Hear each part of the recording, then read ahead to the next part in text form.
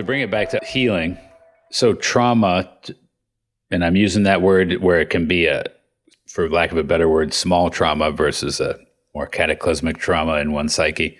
It involves a disconnection from a conscious structure. Every structure in the body, the physical body, mental body, emotional body, et cetera, subtle body, has an associated conscious structure that, again, Almas and his stuff helps to elucidate a bunch of that. And so to help someone find their way back to the conscious structure enables the person to ground their identity, for example, in the conscious structure, and then allow the natural healing process to occur that their physical, emotional, mental, subtle bodies already know how to do. And that's a huge thing. And it's that general idea of if you can get your ego mind out of the way, the healing will happen in the same way that if your physical body knows how to heal itself, and it's not that your mind has to figure it out, right? There's some innate wisdom in the body, and it does its own healing. Now, of course, there are, parameters to that. You can talk about someone's got a bone sticking out of their leg. The body doesn't know how to just repair that. So or certain wounds, they need to be stitched up or you're going to die. But generally speaking, if we say the body knows how to heal itself, if you heal the split, the body can heal itself. On the physical level, if you heal the split in the broken bone, it's that you reset the bone. If there's a split, meaning a big gash in the tissue, you heal the split by stitching the tissue back together. And when you do that, now the body will heal it, right? The bone will ossify, the tissue the skin will heal back up if you heal the split. But if you don't, then the healing can't occur. And so it's the same kind of thing in the psyche on all levels. So there's this innate wisdom. And as far as the dimension approach goes, it's like, well, how does the dimension approach facilitate or help with healing?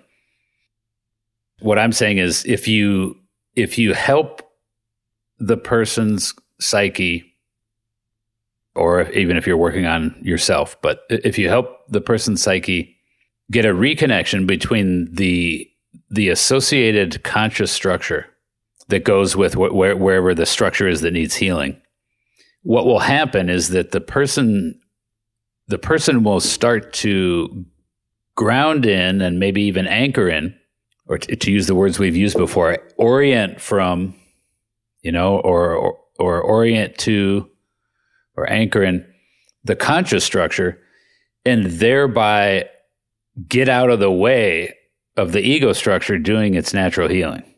So it's kind of like, just a simple analogy is it's like if your left ankle needs to heal, but you keep standing on your left foot. It's like if you can shift to your right one, now you can just kind of stay out of there and let your ankle do its healing, right? So it's like the ego gets in there and it literally puts a stop to the healing process, which is the nature of trauma. The reason trauma, if we go all the way back to that thing where I said time does not heal all wounds, what I was saying is if you have splitting, time doesn't heal it, right? Yeah. Healing can take time, but if there's splitting, it's just frozen in time. And the ego literally is in there defending against healing happening. That's the nature of trauma. The ego has an agenda to not allow the process to occur. And so you can do work, and I certainly do work with people's egos where I'm in various ways trying to help their ego ease off, but kind of your typical ego techniques or physical techniques or subtle energetic techniques can come up against the barrier of the ego defense, and the ego can just resist in a way that your techniques, they just fall flat. They aren't effective. But if you can bring your attention to the person's consciousness structure and help the person get in touch with that while they're simultaneously in touch with the ego structure, then this change starts happening. There's a reconnection to the conscious structure.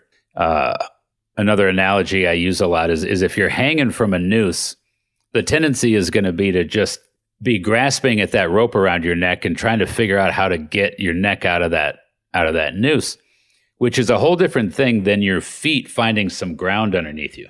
If your feet find some ground underneath you, you can get some slack on that rope, and then it's a game changer, right? Obviously, if you get some slack on that rope, you haven't even gotten the noose off of your neck yet, but if there's slack on the rope, you're no longer being choked to death, right? And conscious structures are ontological ground, and it's that profound that when you find ontological ground, it's like finding ground beneath your feet that puts slack on the rope that you were being hung by. I'm sure you have, but it's not something I remember talking about as far as ego structure versus conscious structure. And I like the analogy, and I like the kind of that context for what the approach is doing. But do you have an example of an ego structure versus a conscious structure, either in the physical body or in the psyche? Or I don't know if I understand what conscious structure is yet. If you read Almas's collected works. Here, give me a second. Yeah. So if a consciousness structure or conscious structure, let's say the soul is the vehicle or the structure of the individual psyche, right? So if consciousness is a oneness thing, if there's one unitary consciousness, but then let's say, and again, I think there are infinite consciousnesses beyond the soul. But if we say that one of the levels of differentiation is what we tend to call the individual soul. So then there's your individual soul and my individual soul. And those are structures, those are forms, those are lenses, vehicles, whatever you want to use, that consciousness operates through. And then I'm saying that the human psyche, and I'm using that word, the word psyche has been used for everything from soul to not soul. So I'm using the word psyche to mean basically the ego, mind-body complex exists within the soul structure, right?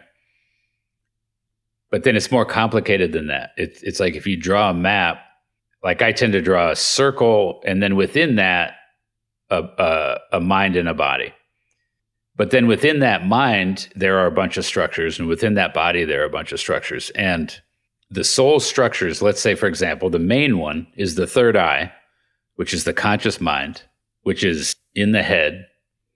And the idea is that the consciousness, if you think of consciousness as light, it's like, okay, you have white light, right? Full spectrum light, but then light gets refracted through various lenses, right? Depending on what frequencies are blocked out. And so we each have our soul structure, but then we each have a conscious mind. And then it's, okay, how open is your conscious mind, let's say? How active, how developed?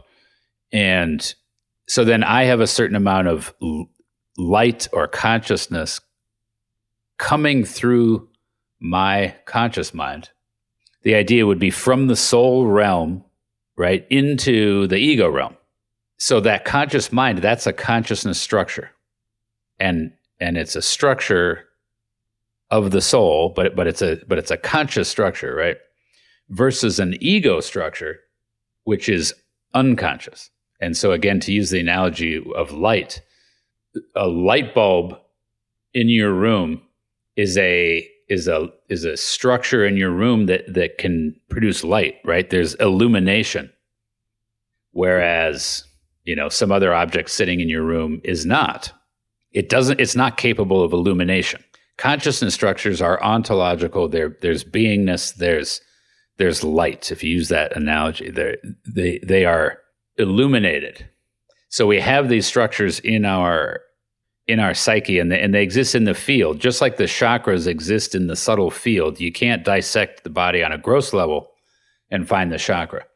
But on the subtle level, there's an anatomy to it, and there's these chakras, and you could talk points, and then you could talk an associated field that exists or emanates from that point. And it's the same with consciousness structures. There's points, and then there's fields existing around the point. And so you can draw an anatomy of the conscious, the conscious anatomy, if you will. And Almas has done this to a degree, and and he'll tell you that he took it from Sufism and that he has simplified it from what the actual depth of understanding is in Sufism. But he just, for example, one of his books called Space Cruiser Inquiry, he talks about 5 points: one located in the center of the head, one located at each side of the chest, one kind of around the solar plexus, one down closer to the lower abdomen. And then he describes the qualities of those essence points. And what I'm saying is that there's just like with chakras and words like nadis and things like that, there's infinite essence points, but there are sort of minor ones and major ones, and they connect into various hubs. And so again, there's a mapping of that can be done and has been done by various spiritual approaches. And again, I'm saying that not only is there a mapping of the consciousness structures, but there's a mapping of the various ego structures and how they interrelate with the conscious structures. And the experience via a consciousness structure, generally speaking, is an experience of essence, to use the word that Almas uses.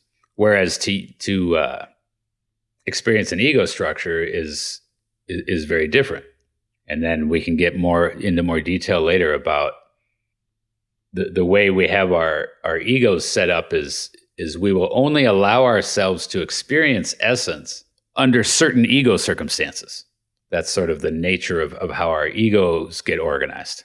It's like your true nature, you'll let yourself feel it every once in a while, but only if you receive positive feedback, not if you receive negative feedback, for example.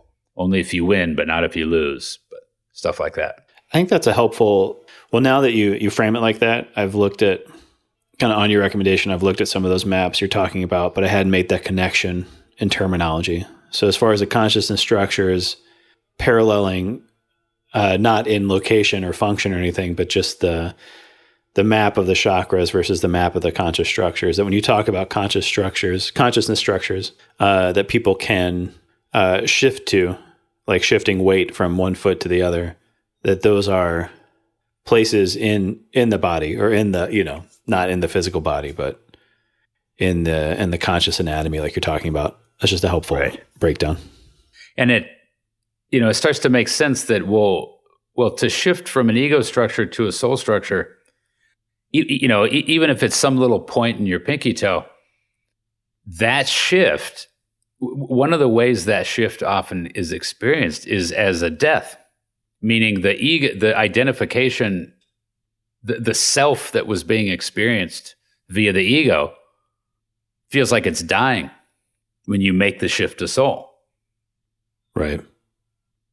And even though the idea that the truth is, if you actually realize the soul experience, you'll recognize that the ego thing wasn't even a real identity. But even if you know that or understand that or talk about it all day, every day like I do, it doesn't mean that it's easy for me to just allow the various deaths in my ego. It's still, a difficult process. Right. That's encouraging, though.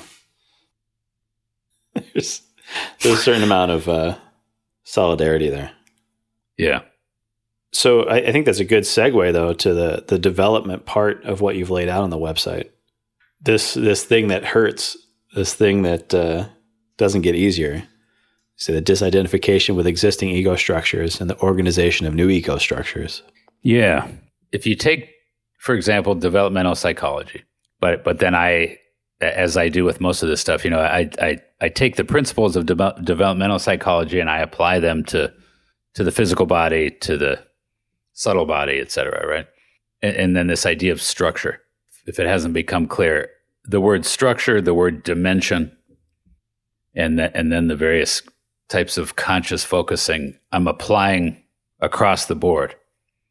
The process of development on all levels involves building structures.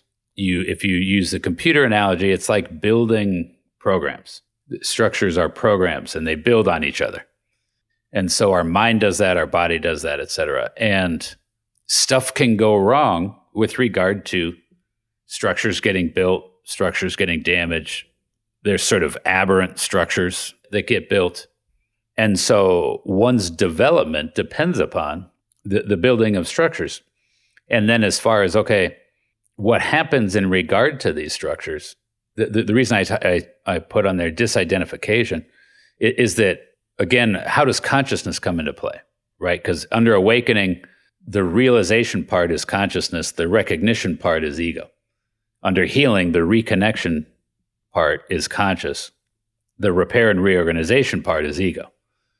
So under development, disidentification has to do with consciousness. And the idea is, if you have an ego structure that you've built and then you're identified with it, which everyone has that going on, and it's necessary for ego growth, right? It's necessary for ego strengthening, ego development. But what's also necessary is that step by step, you identify with an ego structure, and then at a later developmental phase, you disidentify with it. So the dimension approach methodology facilitates development via helping a person disidentify with an existing problematic, either problematic ego structure itself, or with a ego structure that's at a developmental level that they are now attempting to transcend. As that happens, what it results in addition to that, is organization of new ego structures. Especially the mirroring part facilitates the organization of new structures. So like you're saying that the establishment of ego structures is a necessary and vital part of development. And that as you disidentify with those, it's just as necessary to establish new ones, right? To organize new ego structures. Right. I feel like there's, if you could say more about that, because I think the ego gets a bad rap. Yeah. As a term. Yeah. And I think where it gets the bad rap, I think the main way it gets a bad rap is this idea of the ego persona or the ego personality or the false ego construct. And it's a longer conversation, but because the word ego, again, gets used in so many different ways. The way Freud first used ego, it just meant the mind. It meant the part of the mind that has the ability to be aware of body and organize it into, interpretations, right? In a way that an animal seems not capable of doing, right? So he was just using the word ego to mean that. And then, of course, it's been split into a bunch of different things, because then it's like, well, in ego psychology, which was the next school of thought after Freud's psychoanalysis. It was like, well, wait a minute, the ego, we can subdivide that into these different things. And I mean, Freud's structural model was id, ego, superego. But then it's like, wait a minute, ego can get subdivided into a bunch of stuff. And so the map gets more and more complicated. But so there's sort of that, like one way the words get used is there's your authentic ego, and then there's your false ego, or true self, false self. But in psychology, when they say true self, they're not meaning ontological self, phenomenological self. They're meaning authentic ego versus false ego. Right. It's this quagmire that you got to sort out. And that's, it's because of stuff like that where I was like, all right, if I'm going to try to create some system, even in my own head here, that makes more sense, I'm going to just start deciding what the definition of the word is, within meaning within the dimension approach. It's like, here's what I mean when I'm saying this word, right? And so again, it's why I get picky with words, because it's like, if you say true self, it's like, are you talking ontology or are you talking authentic? Because it matters, because they're very different. So, and then at that point, the person stops talking to you. Right. Yeah. I've noticed that. How did you know that? I was just picking up on it. Just that. We spent a lot of time talking about seventh chakra the other day. Right. Yes. Yeah. Especially when I say it angrily and bring in seventh chakra authority, then they really stop talking to me. So many of these interpretations of these ideas result in externalizing what should be like an internal process. Yeah. And And then it just becomes a theory game of what's hypothetically wrong with other people. I do want to say more about ego getting a bad rap and what I mean by ego structures and how, and let me say this, this idea that they build on each other, it's like math. It's like there has to be an understanding of addition and subtraction in order to move on to other levels, if you will, of math, right? And then eventually, if you're going to get into variable equations or quadratic equations, or it's like it builds on itself. And if you don't have an understanding of a certain structure, if you haven't built the structure in your mind that now understands that math structure, you run into all kinds of problems going forward. And our psyches work like that. They build these structures, they build these programs. Same with the computer program. It's like if you don't have, if you haven't gotten the update, or if you don't have that particular software, I mean, you're left helpless.